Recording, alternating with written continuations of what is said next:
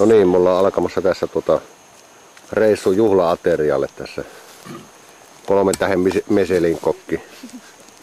Joo. Pekka P.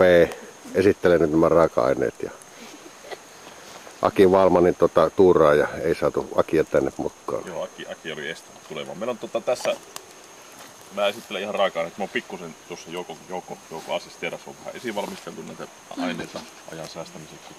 Me lähdetään rakentamaan ihan sitä. Tää on punasipuli.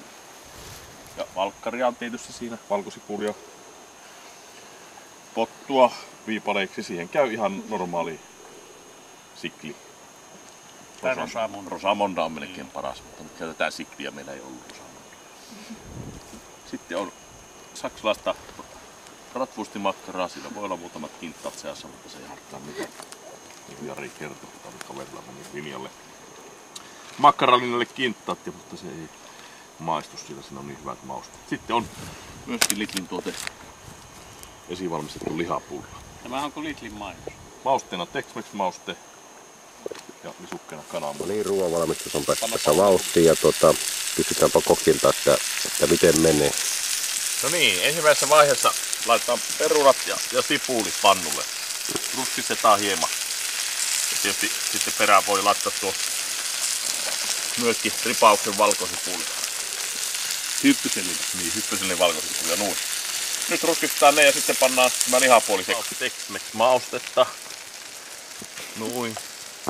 Hyppysellinen, se on joku 2-3 teelusikkaa ja luokkaa, että mä pystyn sanomaan mitään. Mikä on aika kauhaa. Mutta se on vähän niinku fiksi-vipsi. No niin, ja nyt tässä on kulunut semmonen, sanoisiko, ettei olisi peräti 3 varttia, kun tässä on, mutta antaapa kokin kertoa enemmän. Joo, no nyt alkaa perunat olla, se tietää siitä, kun on tommosia pikkusen ruskettavia pinnoissa, alkaa olla kypsiä. Ja nyt lisättiin sitten rasvursti tuonne.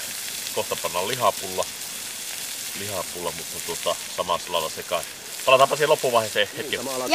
Tämä meidän pyttiskä ei ole mitään pikaruokaa, niin kuin Pekka tuossa totesi, niin alkaa lähestyä loppua. Se on vielä tommonen ylläriosuus jäljellä, niin antaapa kokin kertoa. No niin, eli nyt alkaa olla pikkuisen valmista, eli ihan lopussa pannaan tosiaan nämä 12 kananmunaa sekaan ja hämmennetään ne tuonne ihan tavallaan kokkelityyppisesti, että ei lähdetä hakemaankaan kokkelityyppisesti. No niin, lähdetään matkaan. Se vietyy tuonne lihapullaan ja tuohon perunaan. Hakee siltä paikkaa. Voi levitellä tuonne tasaisesti. Aika kylmää.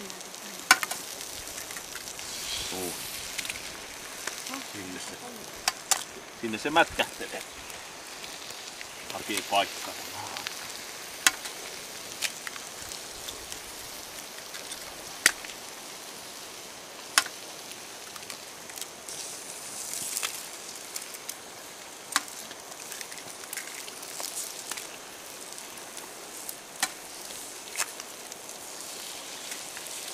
Meni kuortasi. Noin. Nyt me pyöräytetään lastalla sitä hieman ja sitten kun muna on kovettunut, niin... No niin, tässä tämä tunnin projekti lähestyy loppuaan. Alkaa olla valmis annos siinä ja kokkinsa kanssa siinä. No niin, hei allihuppa. Alkaa olla pytti panna. Färdig. Joo. Siihen se on kuohkeutunut kananmunakin semmoiseksi, että... Jo, det är färdigt. Oksa pois. Det är det. Ägg. Vad heter du? Jag heter Pekka. Oo. No niin, koki ilmeistä päätellä alkaa olla kaikki valmista. Annetaanpa tämä loppuklausuli nyt tästä No niin, täällä alkaa olla. Ei muuta kuin heppodeja syömään. Inarin pyttipannu. Näytä sitä aloittaa. Moi, seuraavalla kerralla teemme jotain muuta. Moi!